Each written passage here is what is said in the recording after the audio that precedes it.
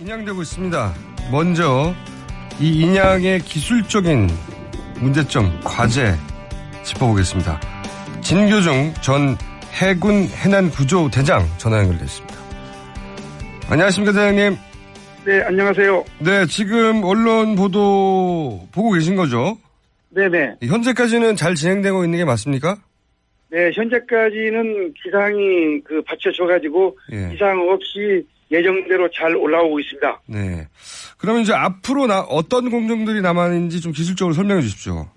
네, 현재 세월호가 제킹 바지선에 의해서 올라오고 있는데 지금 수면으로부터 2.7m까지 올라왔습니다. 2.7m, 예. 이 2.7m까지 올라왔는데 13m까지 수면상에서도 띄운 다음 예. 이 세월호를 반잠수선이 있는 안전지역까지 옮겨서 예. 반잠수선에 탑재를 하면은 세월호 인양은 성공했다라고 볼 수가 있습니다. 이 반잠수식이라는 게 뭐죠? 네, 반잠수식이라는 것은 배에다가 물을 넣어서 깔아앉혔다가 아하. 배에 물을 빼면은 배가 뜨는 그런 원리를 이용해서 아하. 배를 물에 가라앉혔다 띄웠다 하는 방식을 반잠수선이라고 그럽니다. 아, 그러니까 이 배를 가라앉혀서 그 위에 세월호를 올리고 그런 다음에 여기 물을 빼서 세월호와 함께 배가 올라가는 세월호를 갖다가 띄우는 겁니다. 알겠습니다. 네네. 그런 다음에 이제 목포항에 도착을 하고 도착을 한 다음에 다시 또 육지로 옮기고 이런 과정도 굉장히 오래 걸린다면서요? 네네. 세월호를 반잠수선에 실어서 목포 신항 철제부두로 가서 목포 신항에서 육상으로 올리는데 이 과정은 시간이 걸릴 뿐이지 고난이도 작업은 아니기 때문에 아하. 세월호를 반잠수선에 올려놓으면은 세월호는 안전하게 인양이 됐다라고 보시면 되겠습니다. 거기까지가 핵심이군요. 네. 네, 반잠수선에 올라가는 순간 인양은 성공한 것이고 나머지는 그냥 시간의 문제일 뿐이군요. 네, 그렇습니다. 혹시 그 과정 중에 추가적으로 주의해야 될 사항이 있습니까? 이 과정 중에? 네, 주의해야 할 것은 지금 이 작업의 관건은 해상 상태입니다. 해상 상태. 해상 상태가 파고가 1m 이내에 바람이 초속 10m 이내로 불어야 됩니다. 이 부는 것도 작업이 시작해서 작업 끝나는 72시간 동안 지속이 돼야지 중간에 바람이 심하게 분다든지 또는 파도가 치면은 인양하는 인양틀이 절단될 수 있기 때문에 아하. 이 기상 요건이 관건이 되겠습니다. 그러면 거꾸로 얘기하면 날씨만 받쳐주면 이건 성공 가능성이 대단히 높은 방식입니까? 네, 그렇습니다. 그래서 지금 하루는 지금 지났지 않습니까? 네. 앞으로 이틀 남았는데 이 이틀 동안에 지금 기상 예보는 작업하는데 문제가 없다라고 기상 예보가 나오고 있습니다. 알겠습니다. 여기까지 기본적인 사항이었고 이제 가장 많은 지적을 받는 것이 왜 굳이 이 기술력도 검증이 안 된 것으로 보이는 상하지 셀비지를 선택했으며 그리고 또 다른 업체들이 다 제시한 방식으로 하지 않고 상하이 셀비지가 제시한 방식으로 했다가 실패하고 결국은 다른 업체가 제시한 방식으로 하고 했느냐. 이거 처음부터 문제 아니냐. 이런 얘기가 있는데 전문가로서 보시기엔 어떻습니까? 이 문제. 네, 저도 보는 시각이 같습니다. 왜냐면은 기술 점수 1등에서 4등까지 제안서를 낼 때 모든 업체들이 제킹 바지선으로 인양하는 것을 제안했고 상하이 쌀베지만 구력지에다가 크레인을 쓰는 방법을 썼는데 예. 왜 상하이 쌀베지를 그러면 선택했느냐. 851억이라는 1,000억에 못 미치는 852억이라는 가격이 싸다고 해서 해수부에서 상하이 쌀베지를 선택을 한 겁니다. 아, 요인이 가격밖에 없었어요? 네네. 해수부가 공식적으로 밝힌 상하이 셀비지를 기술 점수는 낮았는데 불구하고 선택한 이유가 가격이 싸서 그랬다? 네네, 그렇습니다. 그러면 상하이 셀비지를 제외한 다른 모든 업체들은 지금 현재 사용하는 이 방식을 제시했던 거군요, 처음부터. 네, 그렇습니다. 그래서 상하이 쌀베지도 이 방법으로 해야 된다라고 전문가들이 누누이 해수부에 건의를 했으나 예. 해수부에서는 가격 점수가 높기 때문에 어쩔 수 없이 상하이 쌀베지를 준다 해서 상하이 쌀베지가 이 작업을 시도했는데 작년 연말까지 1년 거의 4개월에 걸쳐서 작업을 했는데 실패를 하고 한 다음에 다른 업체들이 제안한 잭싱 바지 방법으로 3개월 동안 준비해서 지금 작업이 현재까지 한 50% 그러니까 난이도로 봐서는 50%까지 진행이 됐는데 현재까지는 전혀 이상 없이 아주 순조롭게 작업이 진행되고 있다라고 보시면 되겠습니다. 아니 그러면은 애초부터 다른 업체들 모두가 제시했던 방식대로 했으면 진작에 올라왔겠네요. 네, 그렇습니다. 참. 그럼 오로지 돈 때문이었다. 그럼 실제 전문가로 보시기에 가격이 결과적으로 싸게 먹힌 건 맞습니까? 예, 근데 제가 볼 때는 싸게 먹힌 것도 아닙니다. 왜냐면은 다른 업체들은 999억, 990억, 1000억 이 근처에서 가격을 냈는데 상하이 쌀배기 방법은 배를 눕혀서 누운 채로 그대로 올려서 육상에 놓기 때문에 육상에서 뒤처리하는데 40억이 들어가고 예. 그 다음에 세월호 주변에 유실물 방지를 위해서 펜스를 쳤습니다. 예. 펜스 치는데 60억 들어가고 거의 100억 가까이 들어가고 852억에 계약했으니까 950억 정도 들어갔으니까 거의 돈은 비슷하게 들었다라고 보는데 왜 그러면 이렇게 업체를 선정했느냐? 그것은 가격이 싸고 올릴 수 있다라고 해수부에서 판단해서 아마 선정한 거 아닌가라고 저는 개인적으로 판단합니다. 그러니까 돈을 싸다고 했지만 실제로는 다른 업체가 제시한 가격과 맞먹게 들어갔고 실제로는 싼 건 아니라는 얘기네요. 그리고 네, 그렇습니다. 그러면 돈도 그대로 들고 시간만 낭비한 셈이네요.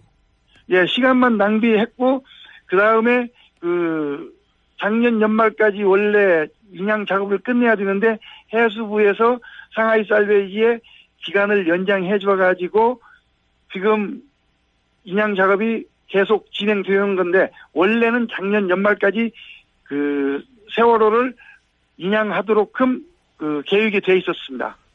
근데 만약에 자기들이 낸 가격이 850억인데 추가 비용이 들면 자기들이 제시한 가격 내에 못했으니까 자기들이 부담했어야 하는 거 아닌가? 이 돈 100억 추가는 우리 정부가 준 겁니까? 예, 해수부에서 준 건데 이것은 저도 내용은 잘 모르겠습니다. 그러나 지금 추가적으로 진행하는 사항에 대해서는 상하이 쌀배지가 다 부담하면서 작업을 하고 있습니다. 그 이후에 950억 이후로는요? 예, 아니 지금 인양에 관련된 것은 상하이 쌀배지가 인양 공법을 바꾸고 다시 작업하는 거에 대해서는 상하이 쌀배지가 전부 다 부담을 하고. 공법을 바꾼 다음에는? 네. 아니 그런데 그 이전에 이미 이런 오랜 시간 지연되고 게다가 실제 우리 정부가 지급한 게 950억이고 하면 이건 누군가 책임져야 되는 거 아닌가요? 보시기에 어떻습니까? 예, 851억은 지불을 하고요. 예. 나머지는 추가 비용으로 상하이 쌀배지 방법으로 인양을 하기 때문에 추가 비용이 들어서 해수부에서 우리나라 업체에 돈을 주어서 뒷수습을 하도록 하는 그런 개념이지 상하이 쌀배지한테 돈은 가는 것은 아닙니다. 그렇지만 정부가 총 100억을 더 추가 지불한 건 맞네요. 그렇습니다. 비용이 더 들은 거죠. 그러나 그 돈이 상하이 쌀배지로 가지는 않았습니다. 중요한 건 어쨌든 전체 인양 비용에 실제로 다른 방식이면 진작에 끝났을 방식의 비용만큼 들었던 건 사실인 거고. 그렇습니다. 예. 이 방식을 선택한 게 가격 때문이라는데 그 가격 메리트는 전혀 없다는 얘기인데 결론적으로. 예, 메리트 왜냐하면 실패를 했기 때문에 가격이 싸다고 해서 인양을 못했기 때문에 이것은 가격하고는 전혀 상관이 없고 요것은 세월호 희생자 가족들 1년을 더 기다리게 만든 거죠. 다른 거 다 떠나서 정치적인 부분은 제가 기술적인 게 아니니까 여쭙지 않겠는데 최소한 기술적인 부분에서 보자면 우리 정부가 너무 무능했다 이렇게 말할 수 있는 겁니까? 세월호 요것을 업체 선정할 때 이런 내용을 다 몰랐기 때문에 이 업체를 선정했지 않았느냐. 따라서 결론적으로는 우리 이 세월호 인양 업체를 선정하는 그 의사결정권자들이 좀 실력이 없었다라고 보시면 되겠습니다. 알겠습니다. 기술적인 관점에서만 보자면 실력이 없었다. 네. 네. 뭐 정치적 의혹을 가지신 분들도 있긴 한데 기술자로서 보기에는 이 기술을 이해를 못했구나 이렇게 보시는 거군요. 전혀. 예, 이 기술을 이해를 못해가지고 우리나라 전문가들도 이 기술은 안 된다라고 90% 이상이 반대를 했는데 굳이 이 기술을 선택해서 실패를 한 그 이유, 예. 이것은 좀 이해가 가지 않습니다. 그러니까요. 아니 본인들이 모르면 국내 기술자들이 다 아니라고 하면 받아들여야 되는데 굳이 안 받아들이는 게 이게 안 가는 거죠 지금. 네. 그럼 이건 어떻습니까? 구멍이 이제 150개까지 거의 뚫렸다고 하는데 이렇게 되면 여러 가지가 유실됐을 가능성이 높다 이런 지적도 하지 않습니까? 어떻게 보세요? 네. 그래서 요걸 이제 방지하기 위해서 세월호 주변에 유실막 설치하는데 60억이 들었거든요. 예. 추가 비용이. 예. 그다음 세월호를 처음에 상하이 살베이지 방법으로 인양할 때는 부력제를 넣기 위해서 100개 이상의 구멍을 뚫었지 않습니까? 예. 여기다가 인위적으로 구멍을 뚫어서 부력제를 넣고 인양하려고 했는데 실패를 했는데 이 구멍을 인양한 다음에 다시 틀어막고 올렸는지 그냥 놔두고 올렸는지를 점검해보면 유실물이 빠져나갔는지 안 빠져나갔는지 그때 확인이 가능하겠습니다. 현재 상태로서는 확인이 불가합니다. 알겠습니다. 한 가지만 여쭤볼게요. 네. 또 문제 삼는 것이 이제 나중에 다 육지로 올린 다음에 세월호를 절단해서 객실을 분리해서 조사하겠다 이러는데 이렇게 되면은 그 사고 원인을 규명을 제대로 할 수 있을까요? 배가 훼손이 너무 많이 되는데 어떻게 보세요? 네, 예, 지금 세월호 인양 목적이 예. 실종자 탐색하고 사고 원인 분석인데 예. 이걸 통째로 올리려고 그 많은 비용을 들이고 시간이 걸렸지 않습니까? 그렇죠. 그런데 이것을 육상에 올려놓고 절단한다. 이것은 저는 부동의합니다. 왜냐? 그 많은 고생을 해갖고 통째로 올려서 사고 원인 분석하고 실종 탐색을 하는데 아니 그렇게 힘들게 고생해서 육상에 돈 들여서 올려놓고 그걸 절단한다는 것은 저는 부동의하고요. 이해가 안 가는 원형 거죠. 네. 그대로 보존을 하면서 최소한 사람이 진입할 수 있는 그러한 어떠한 구멍을 내서 접근로를 만드는 건 몰라도 배를 어느 그 상부 갑판을 절단해서 그 지처리를 하겠다. 저는 이거에 대해서는 부동의합니다. 알겠습니다. 기술적으로 이해 안 가시는 지점이 많으신 것 같은데 오늘은 여기까지 듣고요. 네. 배가 좀 더 올라온 다음에 다시 한번 연결할 기회가 있으면 연결하겠습니다. 오늘 말씀 감사합니다. 감사합니다. 네, 지금까지 진교중 전 해군 해난 구조 대장이었습니다. 이어서 지금 사고 해역에 나가 있는 세월호 특조위 조사관이셨죠. 김형욱 전 조사관 연결해 보겠습니다. 안녕하세요. 네, 안녕하세요. 김용욱입니다. 정확하게 지금 어디에 계십니까? 지금 인양 현장에서 한 1.5km 정도 떨어진 곳에 있습니다. 어느 정도 올라왔습니까? 지금 육안으로 보기에는 많이 올라왔습니다. 한 3분의 1 정도 올라온 것 같습니다.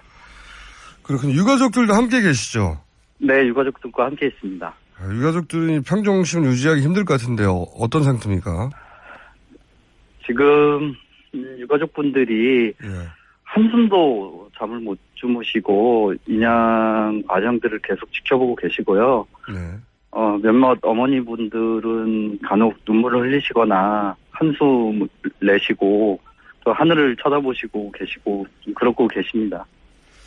알겠습니다. 그 심정은 저희가 헤아리기도 힘들 정도일 텐데 오늘 저희가 짚어보고 싶은 부분은 지금은 이제 방금 전에 기술적인 부분 짚어봤고요. 네. 그다음에 조사관으로 계셨기 때문에 누구보다 잘 아실 것 같은데 네네. 가장 많은 분들이 이제 지적하는 게 이거 진작에 됐을 수 있던 거 아닌가? 그러니까 그 대통령 탄핵 이후에 갑자기 발표되고 그런 이후에 2주 내로 이런 게 다 이루어질 거였다면 지난 3년간 왜 못했냐 이런 그 의문을 가지거든요. 네, 저희들도 굉장히 의구심을 갖고 있는 것 중에 하나인데요. 예. 그 결과론적으로 얘기하면 지금 상하이 셀비지가 애초에 했던 방식이 다 실패한 결과이고, 그렇죠. 상하이 셀비지 이외의 업체들이 제안한 방식으로 지금 인양을 하고 있는 형식이지 않습니까? 네. 애초에 그 상하이 세비지가 아닌 다른 선진적 기술을 갖고 있는 업체가 인양을 시도했다면 이것보다는 빠르게 네. 인양이 되지 않았을까? 저희들도 그런 생각을 갖고 있습니다.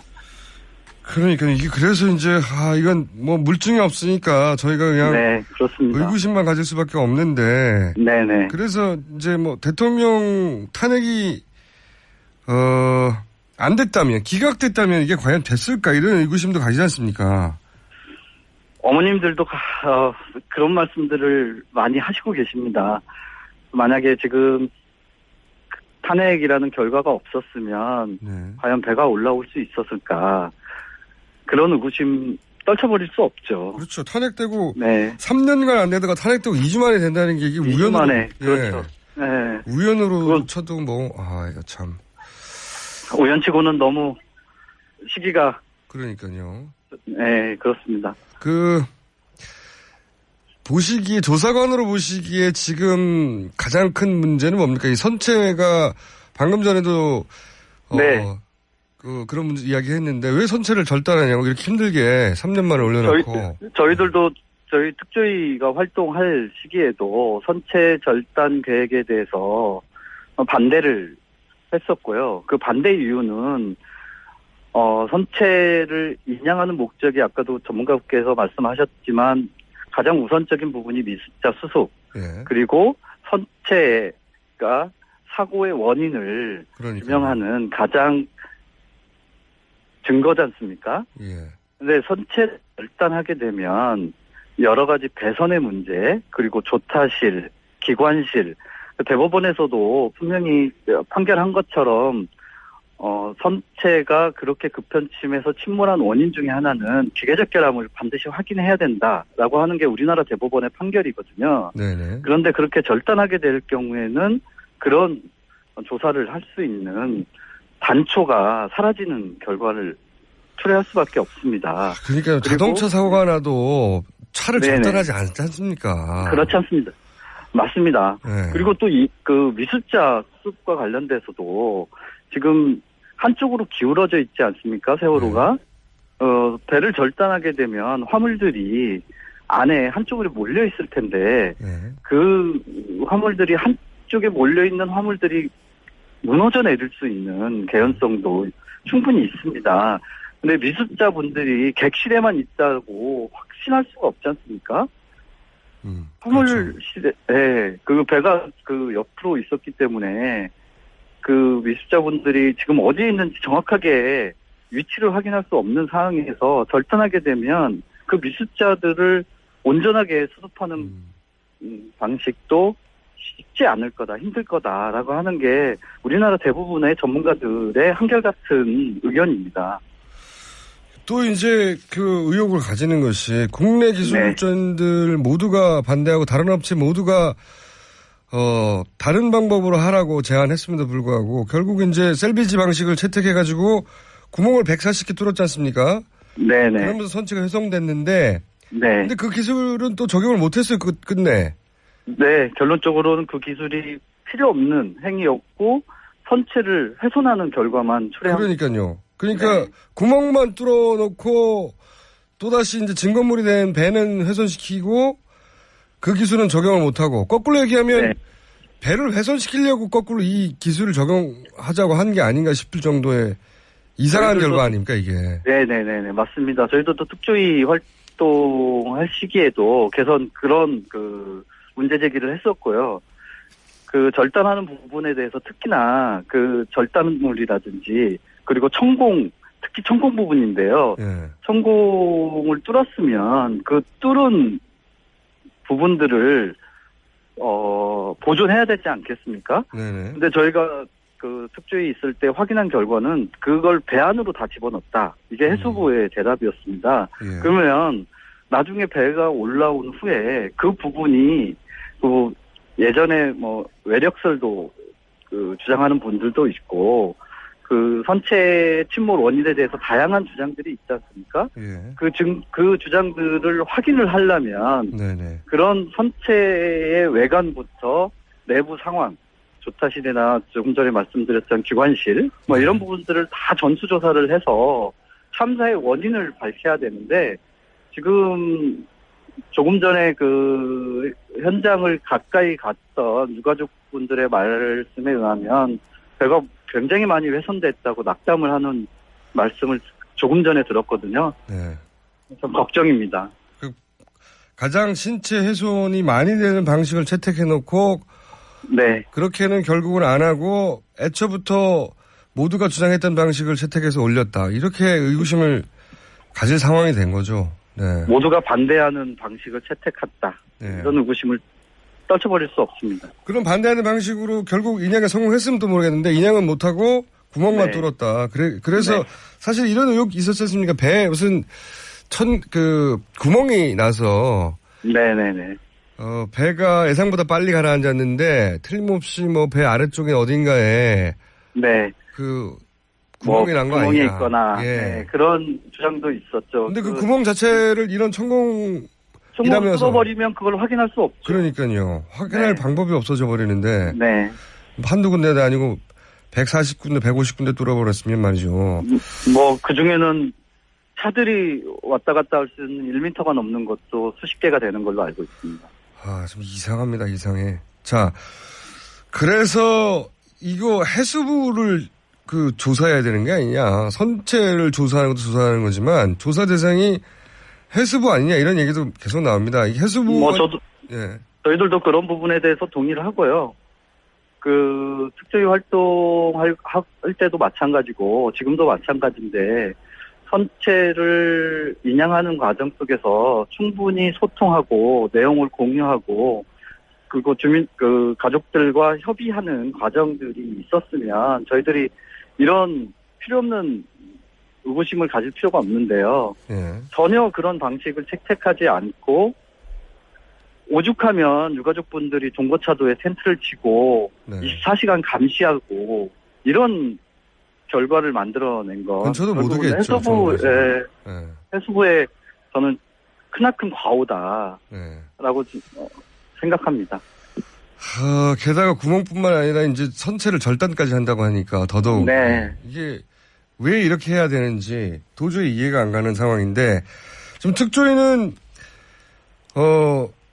이제 해산이 돼버렸고 해산됐죠. 예. 네, 해산되고 저희 조사관들 특조위가 끝난 후에 강제로 종료됐지 않습니까? 네네.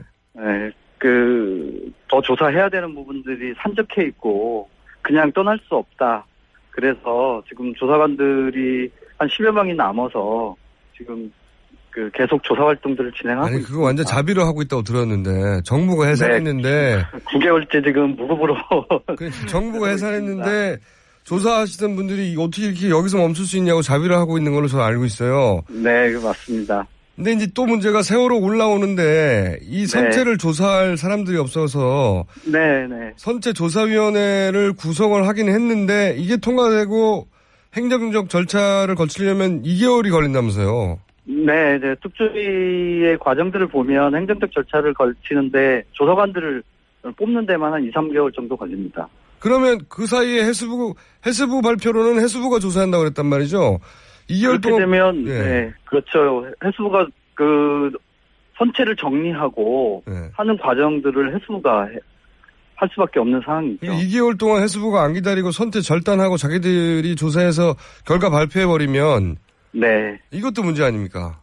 그러면 조사위원회의 필요성이 없어지는 거죠. 그래서 올해 마지막 대선 마지막 본회의가 3월 28일 날 있는 걸로 알고 있거든요. 예. 반드시 3월 28일 날 위원들을 국회에서 선출해야 되고요. 위원들과 함께 조사할 수 있는 조사관들을 하루라도 빨리 구성을 해서 과학적이고 객관적으로 그리고 공정하게 조사할 수 있는 선체조사위원회가 활동할 수 있도록 정부가 적극적으로 협조를 해야 됩니다. 오히려 지금 대선 기간이라서 이게 정치권에서 이게 신경을 못 쓸 텐데 그래서 더더욱 이 시점에 이게 올라온 게 아닌가 하는 생각도 듭니다. 그런 의구심이 있지만 네. 세월호는 정치적 문제가 아니지 않습니까? 우리 국민의 안전에 대한 문제이고 이건 정치적으로 해결할 문제는 아니라고 저는 예, 생각합니다. 물론 아니죠. 네. 아닌데 이때가 정치인들이 4년, 5년 내에 가장 바쁜 시기니까 네, 그렇습니다. 그런 그렇죠. 이유로도 지금의 시기를 고른 게 아닌가 싶은 생각도 든다는 거죠. 네. 3년을 기다려서 이 시점을 딱 택한 이유가 진작에 적용 가능한 기술들이 분명히 있었는데 그리고 그 기술을 적용했더니 지금 2주 만에 올라오는 거잖아요. 네. 네, 참네. 그걸 3년을 기다렸는데 이 시점을 택한 이유가 있지 않겠냐는 생각도 좀 드는 거죠. 뭐 의구심이 한두 가지가 아닙니다. 사실 드는 게. 네, 끝도 없습니다, 정말. 네, 세월호 관련해서는 조사를 하면 할수록 의구심만 더 커지는 게 세월호인 것 같습니다. 이해가는 구석이 저도 하나도 없다고 보는데 네. 자, 오늘은 여기까지 하고요. 배가 좀 더 네네. 올라와서 배 상태가 보다 분명하게 드러나면 저희가 전화 연결 한 번 더 하겠습니다. 네네네, 감사합니다. 네, 오늘 말씀 감사합니다. 네, 고맙습니다. 지금까지 세월호 사고 해역 인양 현장에 나가 있는 김영욱 전 세월호 특조위 조사관이었습니다. 인양되고 있습니다.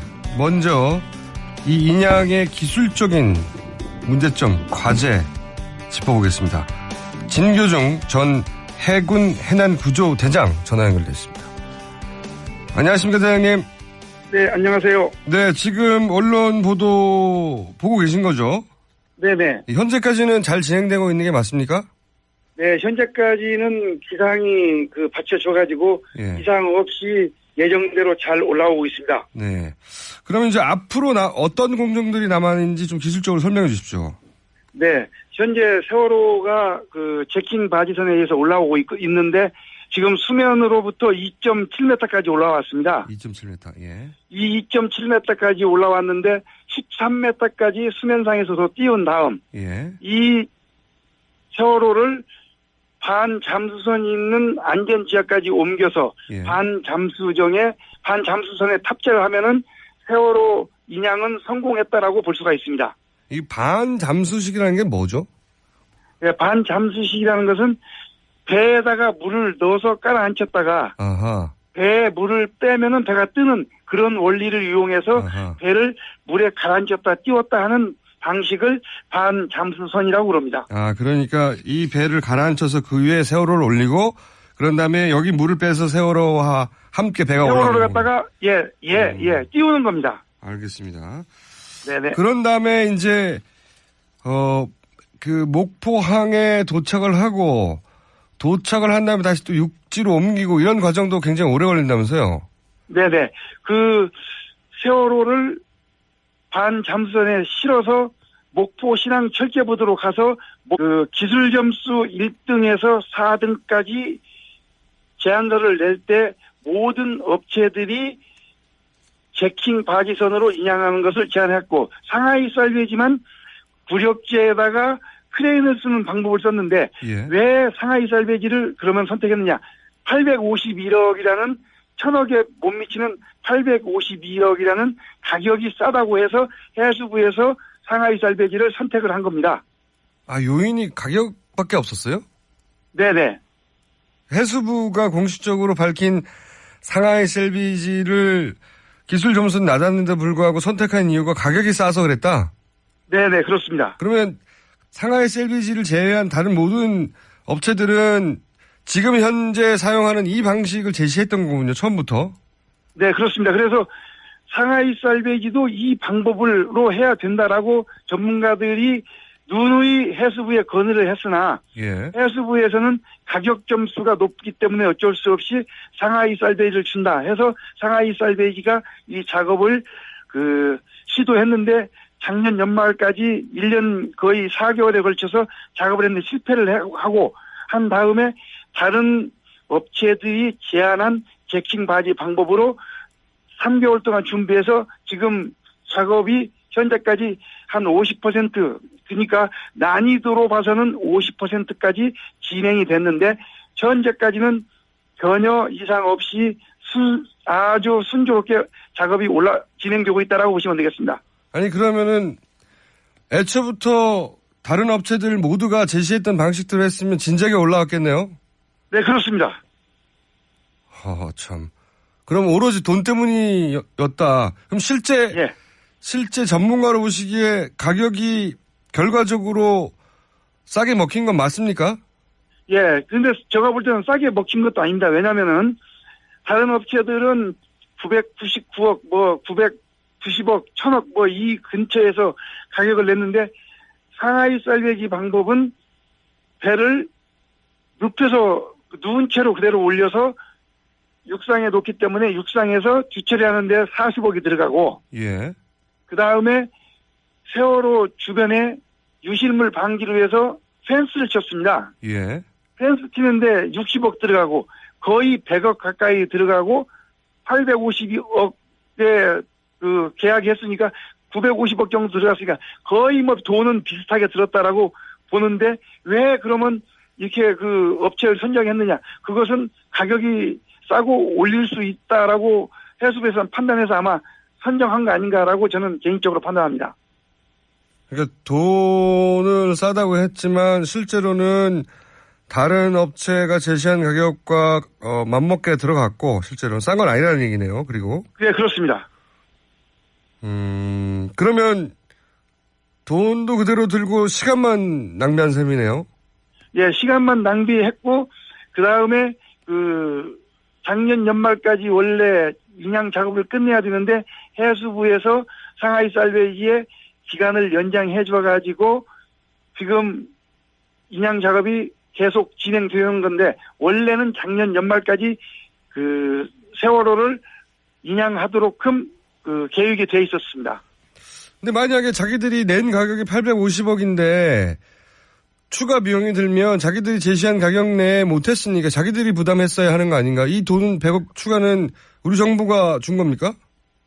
이제 해수부에서 준 건데 이것은 저도 그 내용은 잘 모르겠습니다. 그러나 지금 추가적으로 진행하는 사항에 대해서는 상하이 쌀배지가 다 부담하면서 작업을 하고 있습니다. 그 이후에 950억 이후로는요?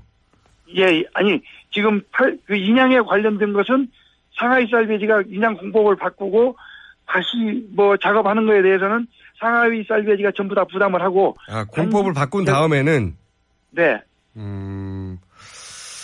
아니 그런데 그 이전에 이미 이런 오랜 시간 지연되고 게다가 실제 우리 정부가 지급한 게 950억이고 하면 이거 누군가 책임져야 되는 거 아닌가요? 보시기에 어떻습니까?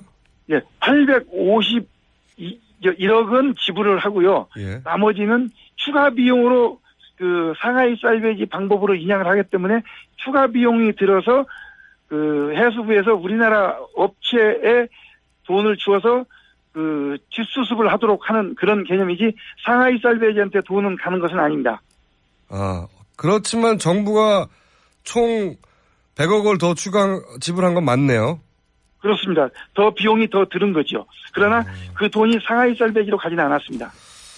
중요한 건 어쨌든 전체 인양 비용에 실제로 다른 방식이면 진작에 끝났을 방식의 비용만큼 들었던 건 사실인 거고. 그렇습니다. 예. 이 방식을 선택한 게 가격 때문이라는데 그 가격 메리트는 전혀 없다는 얘기인데 결론적으로. 예, 메리트 왜냐하면 실패를 했기 때문에 가격이 싸다고 해서 목포 신항에서 육상으로 올리는데 이 과정은 시간이 걸릴 뿐이지 고난이도 작업은 아니기 때문에 세월호를 반잠수선에 올려놓으면은 세월호는 안전하게 인양이 됐다라고 보시면 되겠습니다. 거기까지가 핵심이군요. 네. 네, 밤 단수선에 올라가는 순간 인양은 성공한 것이고 나머지는 그냥 시간의 문제일 뿐이군요. 네, 그렇습니다. 혹시 그 과정 중에 뭐 추가적으로 주의해야 될 사항이 있습니까? 이 과정 중에? 네, 주의해야 할 것은 지금 이 작업의 관건은 해상 상태입니다. 해상 상태. 해상 상태가 파고가 1m 이내에 바람이 초속 10m 이내로 불어야 됩니다. 이 부는 것도 작업이 시작해서 작업 끝나면 72시간 동안 지속이 돼야지 중간에 바람이 심하게 분다든지 또는 파도가 치면은 인양하는 인양들이 절단될 수 있기 때문에 이 기상 요건이 관건이 되겠습니다. 그러면 거꾸로 얘기하면 날씨만 받쳐주면 이건 성공 가능성이 대단히 높은 방식입니까? 네, 그렇습니다. 그래서 지금 하루는 지금 지났지 않습니까? 네. 앞으로 이틀 남았는데 이 이틀 동안에 지금 기상 예보는 작업하는데 문제가 없다라고 기상 예보가 나오고 있습니다. 알겠습니다. 여기까지 기본적인 사항이었고, 이제 가장 많은 지적을 받는 것이 왜 굳이 이 기술력도 검증이 안 된 것으로 보이는 상하지세 LBG를 선택했으며, 그리고 또 다른 업체들이 다 제시한 방식으로 하지 않고 상하이세 LBG가 제시한 방식으로 했다가 실패하고 결국은 다른 업체가 제시한 방식으로 하고 했느냐. 이거 처음부터 문제 아니냐. 이런 얘기가 있는데 전문가로서 보시기엔 어떻습니까? 이 문제. 네, 저도 그 보는 시각이 같습니다. 왜냐면은